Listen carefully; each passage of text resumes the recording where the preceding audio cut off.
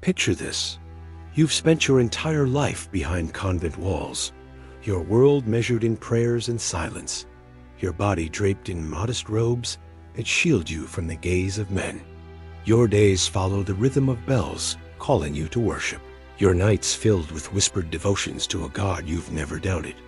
Then, in a single afternoon, everything you know is shattered. The door splinters.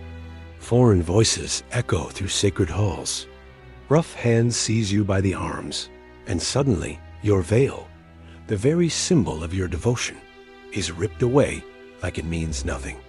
Welcome to the nightmare that thousands of Christian nuns faced during the Ottoman conquest of the Balkans, where faith offered no protection and sacred vows became nothing more than a sick joke to an empire that viewed religious women not as untouchable holy figures, but as particularly valuable prey.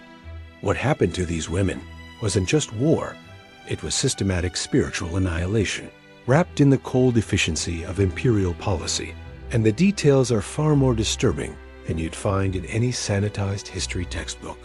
The Ottoman advance through Serbia, Bulgaria, and Greece from the 14th century onward wasn't merely about capturing territory.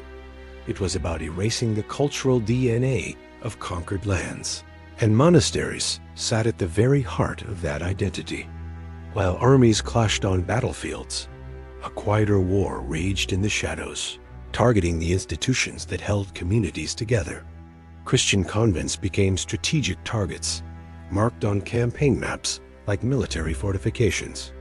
Ottoman commanders understood something visceral: break the spiritual backbone of a people, and their resistance crumbles from within.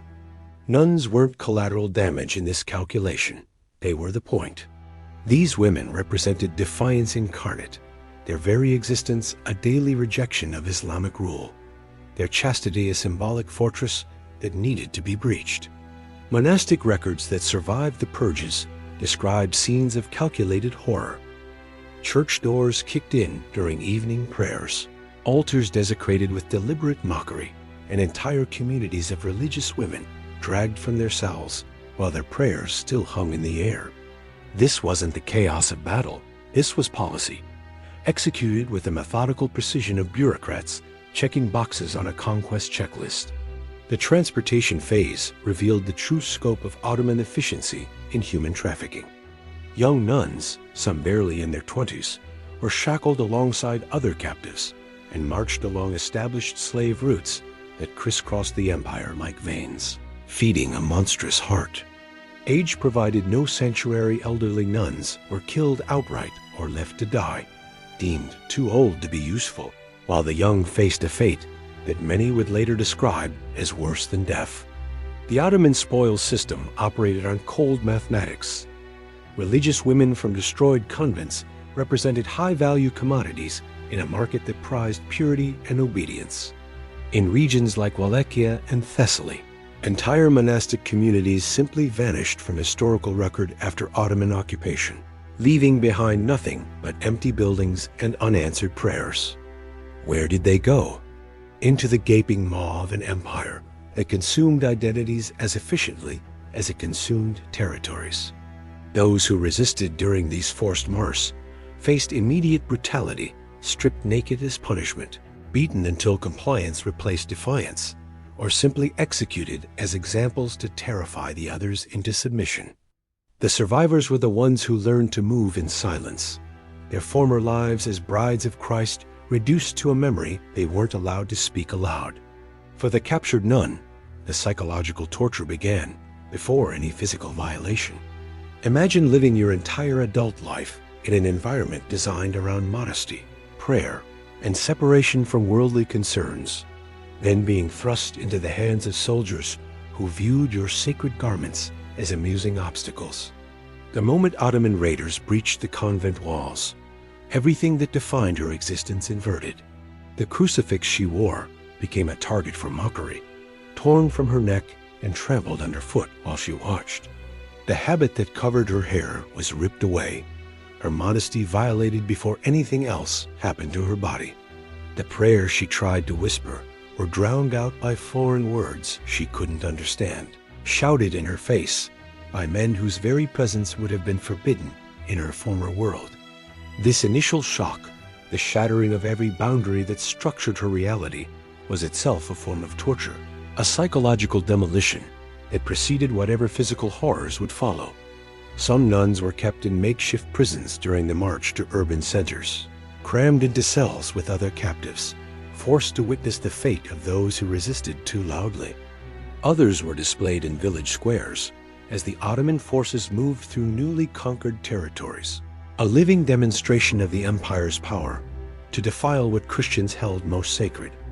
Forced conversion under the Ottoman system wasn't a spiritual invitation, it was bureaucratic, violence dressed in religious language.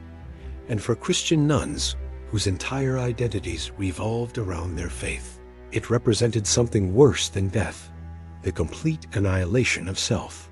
The Ottoman daimi system technically allowed Christians to exist as second class, subjects if they paid crushing taxes and accepted perpetual humiliation. But this thin veneer of tolerance evaporated entirely for religious women who fell into captivity. Imperial edicts from Constantinople explicitly authorized the Islamization of female captives, and nuns fell squarely into this category the moment they were abducted. Ottoman officials, some acting under direct orders from provincial governors, others operating with the autonomous cruelty of local bureaucrats, developed systematic methods for breaking religious resistance. The process rarely involved anything resembling choice. A captured nun would be isolated, her rosary confiscated, her cross destroyed before her eyes, and subjected to interrogations that blended theological pressure with physical torment. She'd be forced to listen to Islamic prayers for hours, deprived of sleep, denied food unless she recited phrases in Arabic she couldn't translate. The Shahada Islam's declaration of faith became a weapon, forced from broken lips under duress, and treated as legally binding proof of voluntary conversion. Those who refused faced escalating punishments that revealed the sadistic creativity of imperial enforcers, flogging with increasing severity, starvation to the point of delirium, or in some documented cases, forced genital mutilation performed, not because Islamic law required it for women, but purely as a method of degradation and control. The transformation process was designed to erase every trace of the woman who existed before. New names were assigned, Arabic or Turkish names, that severed any connection to Christian identity. Habits were burned in front of the captives, their ashes scattered as a symbolic gesture. Some sources describe nuns being forced to spit on icons of Christ or the Virgin Mary, their resistance met with beatings that left permanent scars. For the nun experiencing this systematic destruction, each day brought fresh torments wrapped in the language of religious salvation. Imagine being told that your torture is for your own spiritual benefit, that the men breaking you are saving you from damnation. The psychological fracture this creates goes beyond simple trauma. It's a form of existential murder. Christian martyr accounts, preserved in monastic traditions, speak of women who maintained their faith through months of torment, only to finally break when shown the severed heads of other nuns who had refused too long. These weren't idle threats. Ottoman authorities understood that credible violence against the defiant ensured compliance from the rest. Once a nun recited the forced conversion words, she was legally Muslim, stripped of any protection her former faith might have theoretically provided, and absorbed into a system that viewed her past identity as not just dead, but as if it had never existed. The harem system reveals perhaps the cruelest irony of the Ottoman treatment of captured nuns. Women who had devoted their lives to sacred celibacy found themselves imprisoned in institutions explicitly designed for sexual servitude. The Ottoman harem wasn't the perfumed fantasy of Orientalist paintings. It was a highly regimented prison where female captives lived under constant surveillance, controlled by eunuchs and elder concubines who enforced absolute obedience. Young nuns from Greek Serbian and Albanian convents were particularly prized in slave markets, feeding these harems because their religious background implied a certain education, and their vows of chastity translated to market value in a system that commodified virginity. Upon arrival, The former nun was stripped, examined like livestock, and assigned a new role based on the cold calculations of slave administrators. Her religious past became a dangerous secret. Any attempt to pray Christian prayers, fast in the Christian manner, or possess Christian items resulted in immediate punishment. The surveillance was total and suffocating. Every word monitored, every gesture scrutinized for signs of resistance, every moment structured around the needs and whims of the harem's master. For those sent to provincial households rather than imperial harems, the degradation took on a more intimate character. A nun might find herself the sole slave in the house of a wealthy merchant or minor official, isolated from any community, forced into domestic labor by day and subjected to her master's demands at night. The trauma of this existence, going from a life of communal prayer and celibacy to solitary confinement with a man who owned her body, broke women in ways that left no visible scars. Some sources describe former nuns who simply stopped speaking entirely, their silence mistaken for obedience when it was actually psychological shattering.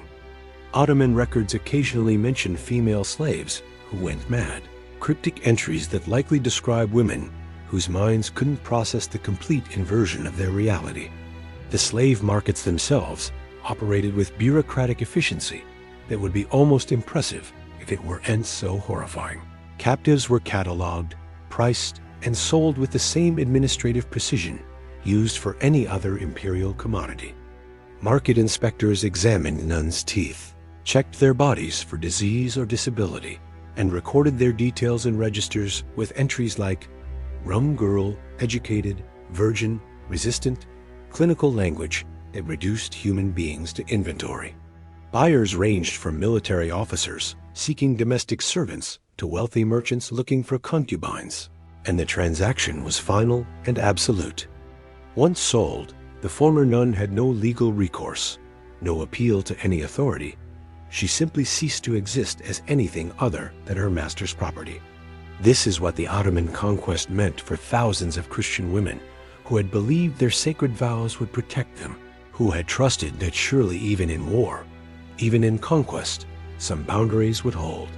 They learned otherwise in the most brutal way imaginable, and their stories erased from official histories, whispered in survivor accounts, preserved in the traumatic memory of communities that lost their daughters to an empire as hunger revealed the true cost of empire, building that no textbook wants to fully acknowledge.